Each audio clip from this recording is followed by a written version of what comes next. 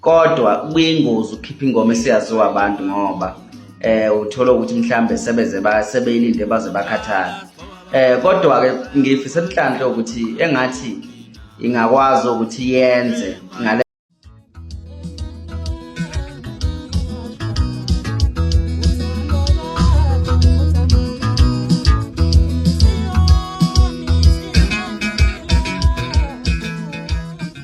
Zolomnyama ndlela zimhlophe nina besilo nina bembusi sinibingelele phinde sinamukele ehleleni lethu SK Media Production. Cela mbukele simusha channel yakho ucinzele like button, subscribe button kanye notification bell khona mbukele ethi manje sikhiphe ividiyo zokuqala zokwazisa ngaphandle kuba babukeli bese simosha isikhathi siwele ehlalo dabeni kwathi niphathele zona namhla zethi uThibela sokwale ntombi uMfumampunga sewukhethe ukuziphendulela mathupha umhlaziya wabaculi bamaskandi ku-TikTok ogama lakhe USqiniseko Mfokamvelase. Lapho khona behlaziya le ngoma kaKhuzani izophuma ngawo nalosihlanu siyabona.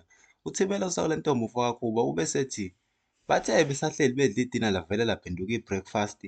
Wabesesho ukuthi umculi angumele akremeke ukuze izimfamona zingeke zimtadishe zimthole. Ubesefaka ividiyo yakhe uSqiniseko waphetha ngokuthi nangu-ke omunye ubezama ukutadisha yize noma-ke yena evele wayitholela u-0 out of 100. Mbukeli wethu ekhaya sizocela ukufakela yona le vidiyo yakhe uSqiniseko Mfokamvelase ehlaziya ingoma kaKhuzani ezophuma naye le vidiyo mbukeni. Bafowethu le single track izophuma ngolwesihlanu shushu mtanami. Ngokombiko satholakele ingoma ezophuma kuthiwa ithi shushu mtanami. Le ngoma i-disadvantage ekhona ngayo wokuthi isinesikhathi eside kakhulu bafowethu. Yatrenda ngokuthi shushu mtanami ngiyacala kwabo June July. Yasizotrenda njengamanje sizoqala izizothi impayiliwa ngumlomo. Kwi-disadvantage ukukhipha ingoma abantu esebeyazi. Sike sabona umnewethu eperform emcimbini imnandi, kodwa kuyingozi ukukhipha ingoma esiyaziwa abantu ngoba uthola ukuthi mhlambe sebeyilinde baze bakhathala. Kodwa ke ngifisa enhlanhla ukuthi engathi ingakwazi ukuthi yenze ngalendlela mhlamba ama-donation noma umnikazi wayo angajabula ngakhona mase kuthiwa yenza kahle, nabathande bamaskandi indlela abangajabula ngakhona mase kuthiwa yenza kahle. Ngoba egcineni kosuku i-competition vele lapha online ukuze online uzojwayeleka amabhincane kufanele kube khona i-competition phakathi kwamthandeni noKhuzani. So uma ukuthi uKhuzani uzokwazi ukubreak ama-records enziwe iParis, ngingamjabulela kakhulu mangase kwazi ukwenza kanjalo ngoba ngobe kukhomba ukuthi impilo eziningi sezinolwazi futhi seziyazi ukuthi u-online usetshenziswa kanjani. So into ebalulekile leyo.